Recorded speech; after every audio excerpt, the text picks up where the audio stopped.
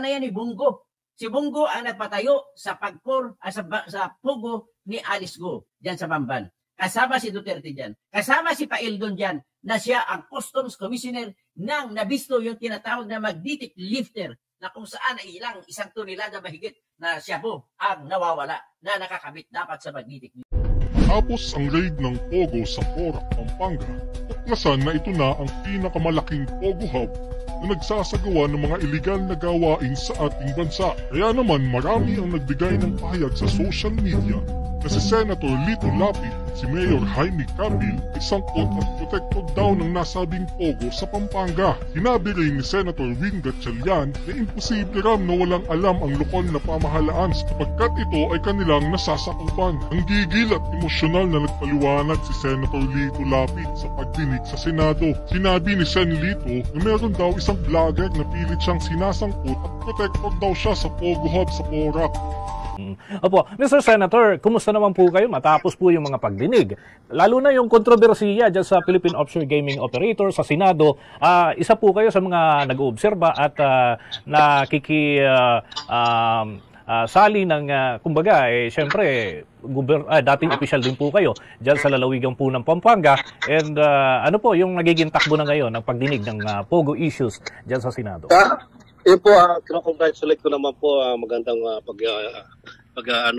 pag-hearing ni Senador Risa Ontiveros at Sir Win Gatchalian at napapakita nila ang totoong tunay na kung ano man ang dapat ipalabas at kung ano man ang dapat pagkatao nitong mayor ng Bamban, Tarlac. Okay, Mr. Senator, may naging hamon po kayo. Sabi nga ninyo, nakahanda kayong mag-resign. Kung mapapatunayan na kayo mismo, sabit dito sa Philippine Offshore Gaming Operators, medyo mabigat na mga pahayag po ito. At ano po ba yung pinag-uugatan nito, Mr. Senator? Yung nga po, nakakalungkot na po. Kasi lagi po, inaakusahan po ako may-ari ng yung pinagtatayuan ng Pogo at pagkatapos protector daw po ako ng Pogo. Dahil po tiga-Porac ako at naging gobernador, naging vice governor ako ng Pampanga, one term po akong vice governor, 3 terms po akong gobernador. Yung nga po, pagkatapos kung sino-sino pong inaano nila, ewan ko pa, kasi si Baby Pineda, sinasangkot din po dating gobernador kay vice governor at dating Pangulong Gloria Macapagal Arroyo, sinasangkot din po protector daw po. Kaya po naghamon ako. Dahil wala naman po katotohanan ng sinasabi niya. Yung isa pong vlogger, sobra po naman yung sinasabi niya. Kawawa naman po kaya, nananawagan ako sa mga ibang vlogger. Sana naman po kung mag-aakusa sila, yung totoo, wag naman po yung kasinungalingan na kahit hindi totoo, sinasabi nila. Meron po kasi naniniwala at hindi naniniwala. At yun nga po, naiiya na rin po ako sa mga kaibigan ko nakakapanood sa mga vlogger na ganyan. Natanong ako kung sangkot ako dyan at protector ako ng Pogo at akin yung lupa na 10 hektarya na pinagtatayuan ng Pogo building. Kaya nagamot po ako, sabi ko almost 30 years po ako na nanunungkulan bilang vice governor, governor at senador. 3 terms na rin po ako sa gobernador. Sa pagka-senador. At tapos sisirahin lang ako sa vlogger na ganito. Pinagkaingat-ingatan ko po itong pangalan ko. Tapos ganun na po. Na wala naman pong buong katotohanan. Walang paawang katotohanan. Ito yung akusinal na sa akin. Mr. Senator, may mga pumapasok na mensahe dito. Ang tanong nila dito, ang kausap daw ba namin si Pinuno, si Supremo. Tama po kayo. Opo, maraming salamat po yung nanood ng probinsyano. Ako po ay Pinuno. At maraming salamat din po sa support at panonood nyo. Dito sa Batang Quiapo, ako po ay Supremo ngayon. Opo. Ito po. Tanong din po ang aking katandem dito, si Bombo Everly. Bombo Everly, kumusta po? Yes, good morning po, Mr. Senator. Regarding po dun sa nababanggit po ninyo na vlogger na idinadawit po ang inyong pangalan sa Pogo, sa tingin po ba ninyo merong politiko na nasa likod po niya at may plano po ba kayo na magsampa ng kaso? Ayoko po sanang magkaroon ng mali siya na merong nasa likod ng politika ito na may gusto mong bumanat sa akin. Kasi pong katraderan naman po yan. Sana wag naman po kung nagpapagamit siya. O kaya kung gusto niyang humabol na sa politika, wag naman po akong gamitin. Ang dami-dami namin senador, ako sinisingle out niya. Hindi kawawa naman po ako kasi hindi ko tinitira. Wala naman siyang tinitira ibang senador. Sana meron din. Magsama rin siya. Hindi lang naman mga probinsya ko nga. Kamukha ko, Pampanga. Sa Cavite, meron din Pogo dyan. meron din naman senador dyan, tsaka may gobernador. Dito po, gobernador at tsaka presidente, sinasali din po. Yun po yung sinasabi ko. Sila hindi binabanggit. Kami, linalahat po kami dito sa Pampanga Yung nga po, dahil tiga Porac ako, tapos yung mayor, anong hearing, pinahindihan naman, tinanong ko 2 beses yung mayor kung ako'y may kaugnayan dyan sa Pogo at kung kaninong lupa ang kinatitirikan ng Pogo na sinabi naman po ng mayor at saka yung municipal engineer na si Engineer Lansang at saka si Mayor Jing Capil na wala po akong kaugnayan dyan at hindi po akin ang lupa. Kasi po gusto kong patunayan dito sa hearing na ito na po wala po akong kinalaman dito sa operasyon ng Pogo at hindi po nakapangalan ang lupang 10 hektarya dyan sa Pogong yan. Kaya po ako naghahamon dito. Kung ako napatunayan nilang kasali ako dyan, pwede ako mag-resign bilang senador. Gusto ko lang pong tanong kasi itong vlogger na tumitira sa akin, sa ating mga senador, ako pa lang po tinitira nito Pinepersonal ako na pilit niyang sinasabi na involved po ako dito sa Pogo, sa Porac, na ako raw ang may-ari ng lupa dito sa 10 hectares na tinatayuan ng Pogo sa Porac. At protector daw ako ng Pogo doon sa Porac. Siguro alam din naririnig din ni Mayor, si Mayor din tinitira din doon at saka si Engineer.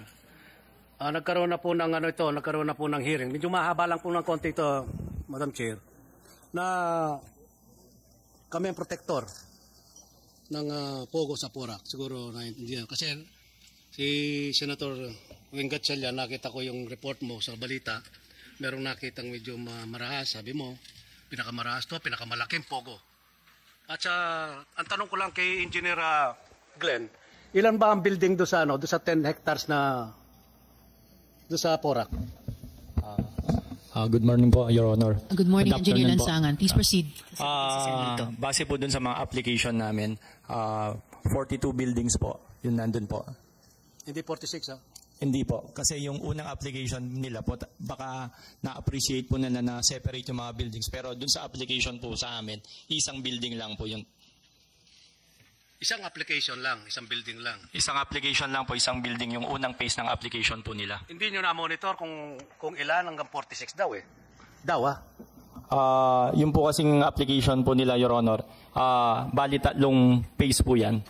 So yung una po, yung sinasabi kong Thai Court Complex, yung pangalawa pong application nila is yung 28 buildings at saka yung huli po, yung 13 buildings po. Sinong original na may-ari ng lupa? Base po dun sa mga tatayuan ng Pogo ngayon. Base po dun sa mga application sa amin po, yung mga Cruz siblings po. Bakit sabi niya yung South 99 yata kasosyo? Wala siyang kasosyo doon? Hindi ko po alam, Your Honor. Basta yung basis ko lang po yung mga application nila na submit sa office namin. Sasabihin ko, isisiwalat ko ang kanyang dikit dyan sa kay Bamban Mayor Alice Go. So itong usapin ng Pogo, sobrang sobrang balahura na ito talaga. Ang bayan nating Pilipinas ay hindi ito makausad-usad. Marami na pong namatay sa Pogo na yan. Sa susunod ko na isisiwalat kung sino-sino ang mga namatay. Para dito muna, importante lamang malaman ng publiko na ang lupa na tinatayuan ngayon ng Pogo Hub sa 10 hektarya ay inagaw yan. Inagaw sa mga magsasaka. At para mabigyan ng proteksyon ang nangagaw na may-ari ng Grand Royal Palazzo na sa Angeles City ay kailangan niya ng proteksyon, kaya binigyan ng lupa si Lito Lapid. Binigyan ng lupa si Jing Capil. Kaya yan po ang sitwasyon dyan. So ngayon, happy naman ito, si Lito Lapid. Kasi meron siya natatanggap. Happy din naman si Mayor. Happy din naman ang lahat ng pulis dyan.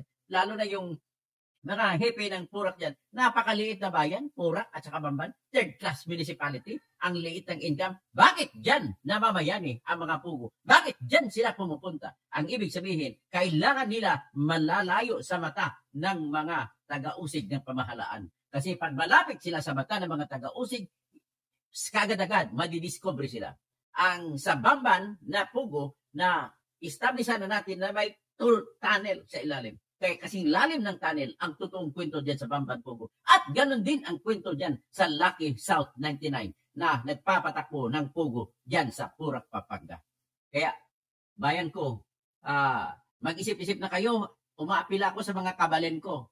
Kayo ang pwede magbago na mukha ng bayan ng Pilipinas. Kasi, bakit? Marami dyan sa inyo, sa Clark, Angeles, sa lugar nyo, sa Bamban, sa Porac, marami pang iba. Mababago ang mukha ng Pogo, maapektahan ang buong Pilipinas. Biro mo yung senador ninyo na si Lito Lapid, kapwa nyo kabalen, Leon Guerrero kung tawagin, ay mahuhulog na dapat yan sa kabayo. Dapat hindi na patagalin yan. Dapat hindi na ibuto muli kasi pinuno ng mga kasamaan.